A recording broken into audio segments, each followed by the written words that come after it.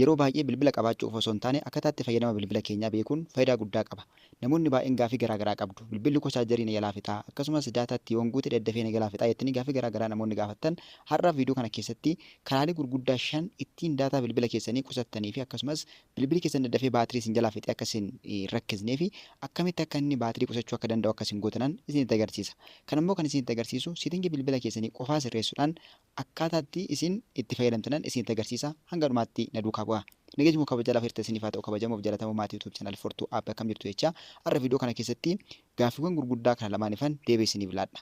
Jalqaba irratti kan nuti sirreessinu jalqaba gara kiroomii seennee kiroomii jalaa wantoota biroozarii jalaa wantoota sirreessuu qabnu gurguddaa baatirii keenya konsumii godhan akkasumas daataa bilbila keenyaa duuba otoo nuti hin arginu jalaa fixanii fi bilbilli keenya baatirii isa daddafee akka fixu kan taasisan karaa aappii kana waliin sirreessina jechuudha. Aappiin kiroomii yookiin biroozariin kun baay'ee beekamaadha. Appilikeeshiniin kamillee aappii kana faana wal qabateeti kan inni hojii isaa nuuf hojjetu akka gaariitti jechuudha. Kanaaf aappii kana siitingii isaa sirreessuun aappilee kanneen biroof illee sirreeffama sirrii akka nuti goonuuf nu gargaara. Dabalataanis bilbilli keenya baatirii akka hin fixne akkasumas akkuma amma isin jedhe daataa akka nu jalaa hin fixneef hedduu faayidaa guddaa qaba. Kallattumaan gara viidiyootti waliin dabarru viidiyoo kana laayikii gochuu walii keessaniif sheer gochuu hin dagatina. Sabskiraayib gochuun maatii YouTube channel Fortuu App itti dabalaman isin jedha.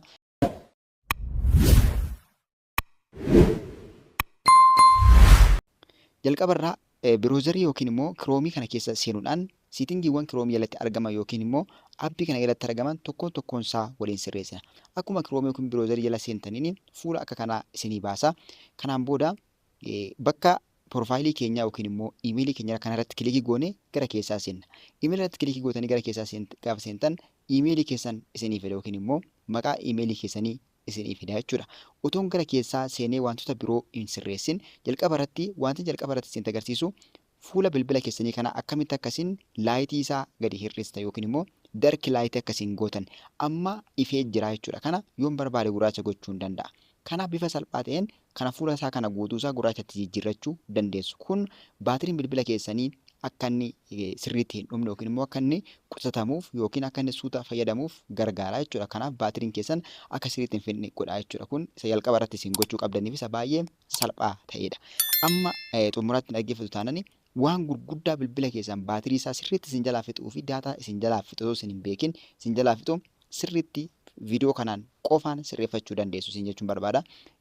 Fuula kana gaafa isin fide kana darkii gochuudhaaf jira kana asii ol harkifattanii bakka appeeraansi kana jedhu kana dhuftu. Bakka appeeraansi irratti kilikii gootanii gara keessaa gaafa seentan tiim kan jedhu kanatu jira. Tiim irratti kilikii gootanii tiimiin darkii fi laayitiitu jira. Darkii fi laayitii fi sisteem default kan jedhutu jira jechuudha. Kuni yoo barbaade yeroo tokko darkii godha yeroo barbaade immoo laayitii godha jechuudha. Yoo gurraacha gochuu barbaadan darkii kan jedhu kanatti kilikii gaafa isin gootan fuula bilbila keessanii akka kanatti gurraachessaa jechuudha. Kun ifa bilbila keessanii laayitii isaa yookiin immoo baatirii bilbila keessanii akka inni qusatamu yookiin immoo akka inni isin jalaa hin dhumne taasisa jechuudha. Yeroo bilbilli keessan ibsaan isaa isin jalaa dhumuu ka'etti akka kanatti darkii gootanii fayyadamuu dandeessu. Yoo barbaadan immoo itti deebistanii laayitii irra gootu jechuudha. Kun isa baay'ee salphaa fi isaan jalqaba irratti isinitti agarsiisee darbuu waan hin barbaadeefan as dhufe jechuudha. Amma gara duubatti gaafa deebi'u inni hundumarra sirriitti isin eeggachuu qabdanii fi daataa bilbila keessanii baatirii bilbila keessanii otoo isin hin beekin fixu sirreeffachuu kan isin qabdanii jalqaba irratti dhuftanii gara profaayilii keessanii irratti kilikii gootanii gaafa profaayilii irratti kilikii gootan fuula kana isinii baasaa bakka maqaa keessanii kanatti kilikii gootu. Bakka maqaa irratti kilikii gaafa gootan fuulota akka kanaa isinii fida. Fuulota akka kanaa isinii fida. Kun maal akka ta'an tokkoon isaan isinitti agarsiisa. Kanneen keessaa kam cufuu akka qabdanis isinitti himaa jechuudha. Garumaatti sirriitti na hordofaa waan ani gochaa jiru kana duukaa godha. Jalqaba irratti kan argamu history and tabs kan jedhu kanatu jira. History and tab inni jedhu kuni akka kanatti banaa taa'uun irra hin jiraatu. Sababiin isaa kun waan nuti bilbila keenya irratti sarchii goonu waan nuti bilbila keenya irraa goonu hunduma isaa seefii godhee qabata jechuudha. Bilbili keenya wantoota garaagaraa gaafa seef gochaa deemu gaafa qabataa deemu inni jalqabaa istooreejiin bilbila keenyaa illee akka inni guutu taasisa. Inni lammaffaan immoo bilbili keenya baatirii hedduu akka qabatu taasisa jechuudha. Dabalataanis otoo nuti hin beekin istoorii garaagaraa waan nuti sarchii goone waan nuti daawwanne waan nuti hordofne tokkoon isaa sirriitti seefii gochaa waan deemuuf daataa bilbila keenyaa hedduu fixuu danda'a jechuudha. Kanaaf kana banuun nurra hin jiraatu irra kilikii gootanii oofii gootu jechuudha kanatti. Kun isa kanaadha. History and taabiin histiriin waan nuti sarchii goone yoo ta'u taabs inni jedhu kun immoo waan nuti fooldara garaagaraatiin nuti seennee gaafa baanu hunduma isaa seefii gochuudhaan konsumii nu jalaa godha jechuudha. Baatirii keenya sirriitti nu jalaa fixa. Kanaaf kana ofii godhadha. Inni lammaffaan buukmaarkis kan jedhu kana. Buukmaarkiin kunis banaa ta'uun irra hin jiraatu jechuudha. Buukmaarkiin waan nuti bilbila keenyarraa hordofnu marasaa bifa buukitiin kaa'a jechuudha. Walitti qindeessee bifa buuks ta'een yookiin bifa kitaabatiin nuuf kaa'a. Kunillee daataa bilbila keenyaa waan fixuuf dabalataan immoo baatirii bilbila keenyaas fixuu waan danda'uuf isa kanas guutummaatti ofii gochuu qabna jechuudha. Harka kilikii gootanii ofii gootu waan nuuf fayyadneef. Inni sadaffaan reading and list kan jedhu kana. Sadaffaatti kan argamu kun reading listiin kun waan nuti dubbisne yookiin waan nuti bilbila keenya fayyadamnee Google irraa biroozarii garaagaraa irraa waan nuti dubbisne listii godhee qabata jechuudha. Kunillee gaafa nuti bilbila keenya fayyadamuu dhiisnellee liistii waan gochaa waan ooluufi hojjetaa waan ooluufi daataan bilbila keenya akka inni dhuumuufi akka inni nu jalaa baatirii fixu taasisuu waan danda'uufi kanas irra kilikii gootanii seefii gootu jechuudha. Kanneen kana sadan isaanii seefii gootu. Inni arfaffaarratti argamu immoo address and more kan jedhu kanadha. Address and morein akka kanatti yoo taa'e gaarii ta'a. Sababiin isaa lookeeshinii garaagaraa yookiin lookeeshinii bakka garaagaraa bilbila keenyarraa waan nuti fayyadamnu waan lookeeshinii wal qabatu wantoota adda addaa yeroo barreessinu foormii adda addaa yeroo guunnu maqaa keenya daddafee ittiin guutuudhaan akka inni nuuf salphatu waan taasisuuf address and more kan jedhu kana banaa yoo gootan gaarii ta'a jechuudha. Inni itti aanu paaswaardidha. Paaswaardii isa kanatti banaa yoo ta'e gaarii ta'a. Sababiin isaa yoo aakii ta'e bilbilli keenya imeeliin keenya yoo aakii ta'e akkasumas akkaawuntii keenya garaagaraa gaafa aakii ta'u akka inni yola aakii hin taaneef nu beeksisaa. Dabalataanis immoo paaswaardii adda addaa seefii nu gochuu danda'a jechuudha. Bilbilli keenya yoo bakka paaswaardiidhu kana banaa taasisne bilbilli keenya paaswaardii gaafata yeroo imeeliidhaan seennu yeroo adda addaatti paaswaardii gaafachuudhaan balaarraa nu ittisuu danda'a waan ta'eef kana lamaan isaayyuu banaa yoo gootan gaarii ta'a. Infektii badaa waan hin qabneef jechuudha. Faayidaan isaa waan heddummatuuf. Inni itti aanu payment methods and other info from Google Wallet jedha. Kun guutummaatti kiloosii ta'uutu irra jiraata. Maal jettanii asiin paymentii bilbila irraa nuti fayyadamnu yookiin akkaawuntii wantoota adda addaa tiraansakshini adda addaa kan nuti fayyadamnu yookiin akkaawuntii baankii nuti fayyadamnu kan barbaade haa ta'u kan baankii haa ta'u kan teelebirrii haa ta'u kan aappii waaleetii wal qabatu yookiin paymentii wal qabatu kan faltii wal qabatu tokkoon isaa Google faana kompeerii gochuudhaan informationii keenya gara Googleetti waan baasuuf kanallee ofirraa cufuutu nurra jiraata jechuudha. Kuni maal taasisaa akka waan nuti fayyadamaa jiru fakkeenyaaf akkaawuntii ati fayyadamaa jirtu yeroo wantoota adda addaa paymentii adda addaa kanfaltu yeroo maallaqa qarshii yeroo tiraansfarii yeroo goonu yeroo kaardii moobaayilii guuttannu yeroo waan adda addaa nuti bilbila keenya akkaawuntii paymentii adda addaa yookiin immoo akkaawuntii baankii adda addaa fayyadamne yeroo tiraansakshini adda addaa gaggeessinu seefii godhaa deemaa jechuudha. Kana seefii gochuun immoo informationii keenya fuudhee qaama biraatti dabarsuu waan danda'uuf kana guutummaatti ofii goona jechuudha. Inni biraanii siitingii kan jedhu kanadha. Siitingiin kunis ofii yoo ta'e gaariidha. Maaliif jettanii siitingii bilbila keenyaa qaamni biraa yookiin hordofuu akka danda'uuf nu saaxila jechuudha. Qaamni biraa otoo nuti hin argin bakka biraa taa'ee siitingii bilbila keenya salphaatti waan nuti bilbila keenya keessaa qabnu tokko isaa hordofuu waan danda'uuf siitingii kan jennu kanas banaa gochuu hin qabnu jechuudha. Kiloosii gochuu qabna jechuudha.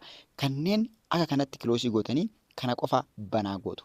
Isaan kun bilbilli keenya baatirii isaa dafee akka hin fixnee fi akkasumas daataa dafee akka nu jalaan fixnee fi hedduu nu gargaaru jechuudha. Inni lammaffaan ammas isinitti agarsiisuu barbaadu ammallee gara duubaa deebina. Gara duubatti baakii agoonu. Gara duubatti deebinee piroofaayilii keenyarraa kilikii goona. Piroofaayilii keenyarraa kilikii goonee as jala kana dhufnee privacy and security kan jedhu kanatu jira. Privacy and security kan jedhu kanatti kilikii goona. Privacy and security kan jedhu kilikii goonee gara keessaa seena. Gara keessaa gaafa seennu pre-load page waan jedhutu jira. Pre-load page waan jedhutu jira jechuudha. Pre-load page waan jedhu kanatu jira. Kuni yeroo nuti bilbila keenya fayyadamnee duuba deebinu yookiin immoo Google fayyadamnee yeroo nuti keessaa baanutti inni irra deddeebi'ee waan nuti search goone sana irra deebi'ee loodii gochaa oola jechuudha. Osoo nuti hin argin, otoo nuti hin himin, otoo irratti ol hin mul'isin baakgiraawundiidhaan bilbilli keenya daataa fi akka inni baatirii isaa fixu kan taasisu waan preload page waan jedhu kanadha jechuudha. Kana maalirra keenya no preloading waan jedhu kanarra keenya jechuudha. Maaliif preload only after you open team jedha. Kan inni yeroo nuti banne qofa kan inni loodii godhu yookiin immoo yeroo inni kan inni sarchi godhee barbaadu yookiin kan inni buusu. Kanaaf no kan jettu kan yookiin kan jalqabaarra kaa'uu qabdu jechuudha. Standard yookiin immoo extended kan jedhu kanarraa kaastanii kan jalqabaarra kaa'uu qabdu jechuudha. Kunillee daataa bilbila keenyaa fi baatirii isaa salphaatti nuuf qusachuu akka inni daddafee nu jalaan finne taasisaa jechuudha. Inni sadaffaa irratti isinitti agarsiisu immoo inni sadaffaa irratti isinitti agarsiisu browser save waan jedhudha. Browser save waan jedhudha. Innis asuma gara duubatti baakii godhee isinitti agarsiisu. Profaayilii keessa irra kilikii gootaniiti.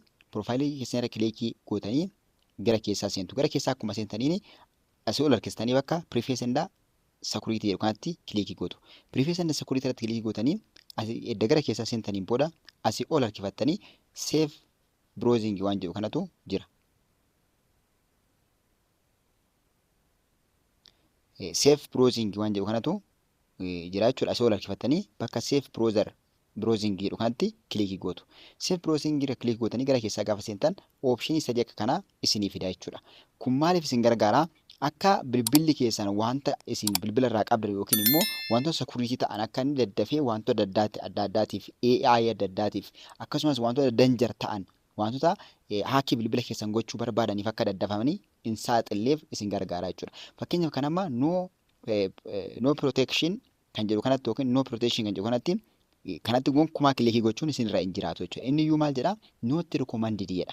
Asitti kilikii yoo gootan bilbila keessan wanti barbaade informationii keessan fuudhee AI'dhaaf yookiin artificial intelligence garaagaraatiif akkasumas qaama akaroota garaagaraatiif sheerii gochuu danda'a waan ta'eef balaadhaaf bilbila keenya yookiin akkaawuntii peementii adda addaa akkaawuntii baankii adda addaa bilbila irraa qabnu balaaf saaxiluu waan danda'uuf gonkumaa kanarra kaa'uu hin qabdan. Kamirra keenya Nines protection kan jedhu kanarra keenya jechuudha.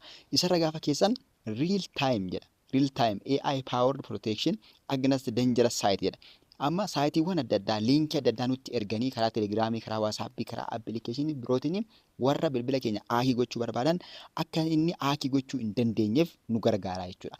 Gaafa liinkii sana arginu nu dhorkaa jechuudha bilbilli keenya akka inni kilikii akka nuti hin goone taasisaa jechuudha. Kanaaf akka inni salphaatti daddafee nurraa balaa adda addaa ofiisaatiin bilbilli keenya automaatikaalii wantoota danjarasii ta'an wantoota hamaa ta'an ofirraa bilookii godhuu fi kanarra kaawwachuu qabna jechuudha. Nines protection kan jedhu kanarra kaawwachuu qabna. Kun balaarraa waan nu ittisuuf hedduu faayidaa qaba jechuudha. Kanaaf bilbila keessan balaarraa ittisuudhaaf kanatti as keessa seentanii yookiin preface and security keessa seentanii edda gara keessa seentanii booda save browser kan jedhu kanatti browsing kan jedhu kanatti kilikii gootanii gara keessa seentanii isa tokkoffaa yookiin isa lammaffaa yookiin isa sadaffaarra yoo jiraate gara isa tokkoffaa Nines protectionitti ol siif kaattu jechuudha. Kun akka bilbilli keessan balaaf hin saaxilamne akkaawuntii keessan akka salphaatti akka inni natamneef hedduu isin gargaara jechuudha. Kanaan booda gara duubatti deebina jechuudha. Gara duubatti deebina.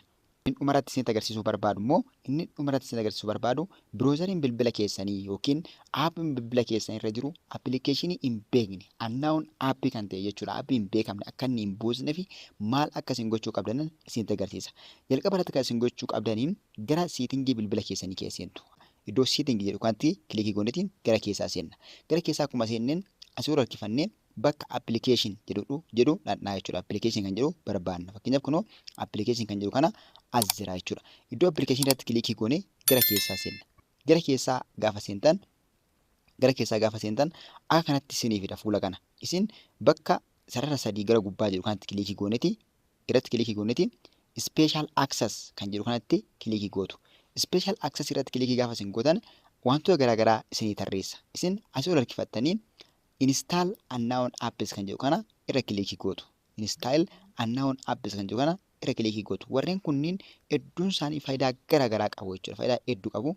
Garuu har'aaf kan isinitti agarsiisu bilbila keessan appilikeeshinii hin beekamne appilikeeshinii haakii garaagaraa bilbila keessan xalafuuf kan namni isinitti ergu buusee akka inni bilbila keessan hin miinee fi akkamitti akka sirreeffattanii fi baatiriin keessan akka hin miidhamneef akkasumas daataan keessan akka dafee isin jalaa hin dhumneef akka isinitti sirreeffattan isinitti agarsiisa.